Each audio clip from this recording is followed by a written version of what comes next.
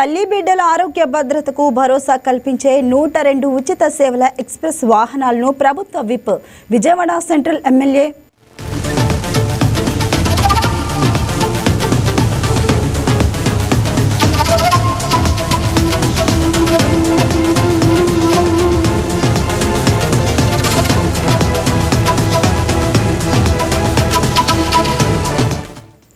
తల్లి బిడ్డల ఆరోగ్య భద్రతకు భరోసా కల్పించే 102 ఉచిత సేవల ఎక్స్‌ప్రెస్ వాహనాలను ప్రభుత్వ whip Vijayawada central MLA bonda Uma విజయవాడలో ప్రారంభించారు.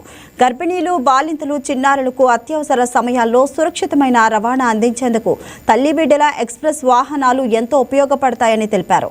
తల్లి బిడ్డల ఎక్స్‌ప్రెస్ సేవలను ఆధునిక సాంకేతికతతో అనుసంధానం చేసి అత్యవసర పరిస్థితుల్లో వేగంగా స్పందించేలా చర్యలు తీసుకుంటున్నామని వివరించారు.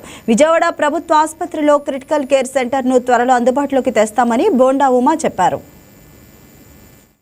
మొదటి అసెంబ్లీలో ఈ రాష్ట్రం విడిపోయినాక ఈ తల్లి బిడ్డల ఎక్స్‌ప్రెస్ని మొట్టమొదటిగా ఆ రోజు తీసుకొచ్చాం. నేనే ఆ రోజు అసెంబ్లీలో ఉన్నా. ఈ సబ్జెక్ట్ కూడా మాట్లాడాం దీని మీద. ఎందుకంటే గర్భిణీ స్త్రీలు డెలివరీ అయినాక వాళ్ళకి తల్లి బిడ్డల ఎక్స్‌ప్రెస్తో ఇంటి దగ్గర దింపి క్షేమంగా ఇప్పుడు వచ్చిన టెక్నాలజీతో ఈ వ్యానుల్లో ఎక్కడైనా వాళ్ళకి చిన్న అసౌకర్యం కలిగినా ఒక చిన్న బటన్ ఉంటుంది అక్కడ. ఆ బటన్ ప్రెస్ చేస్తే కాల్ సెంటర్కి వెళ్ళిపోద్ది, డైరెక్ట్గా పోలీస్కి వెళ్ళిపోద్ది, వెంటనే అలర్ట్ అవుతారు. కాబట్టి ఎక్కడికక్కడ జాగ్రత్తలు తీసుకొని టెక్నాలజీని అనుసంధానం చేసి ఈ తల్లి బిడ్డల ఎక్స్‌ప్రెస్లు కానీ, అలాగే గత 5 సంవత్సరాల్లో విపరీతంగా పెరిగిపోయిన మాఫియా ఈ అంబులెన్స్ మాఫియా. ఈ అంబులెన్స్ మాఫియా ఏంటంటే ప్రమాదంలో ఎవరన్నా చనిపోయినా ఈ గవర్నమెంట్ హాస్పిటల్ దగ్గర బయట కూర్చొని సిండికేట్ అయిపోయి లోకల్లో దింపాలంటే 7,000 10,000, బయట చిన్న చిన్న ఊర్లు ఒక 20 కిలోమీటర్లు 30 కిలోమీటర్ల ఊరు వెళ్ళాలంటే 15,000 20,000, ఇంకా దూరం వెళ్ళాలంటే 50,000 అలాగ డిమాండ్ చేసి ఆ డిమాండ్ని వచ్చిన డబ్బుల్ని మాఫియా పెంచుకునేది. అలాంటిది లేకుండా గతంలో ఆ రోజు ముఖ్యమంత్రి గారి దగ్గర దృష్టిని తీసుకెళ్ళి ఎవరైతే పేదవాళ్లే కదా గవర్నమెంట్ హాస్పిటల్కి వచ్చేది, మరి ఆ పేదవాళ్ళ చివరి క్షణంలో వాళ్ళు చనిపోయి కుటుంబాలు బాధపడుతూ ఉంటే అప్పటికప్పుడు 10,000 20,000 25,000 వాళ్ళ దగ్గర డిమాండ్ చేస్తే మెడలో తాళ్ళు అమ్ముకొని డెడ్ బాడీలు ఇంటికి తీసుకెళ్లాల్సిన పరిస్థితి వచ్చింది.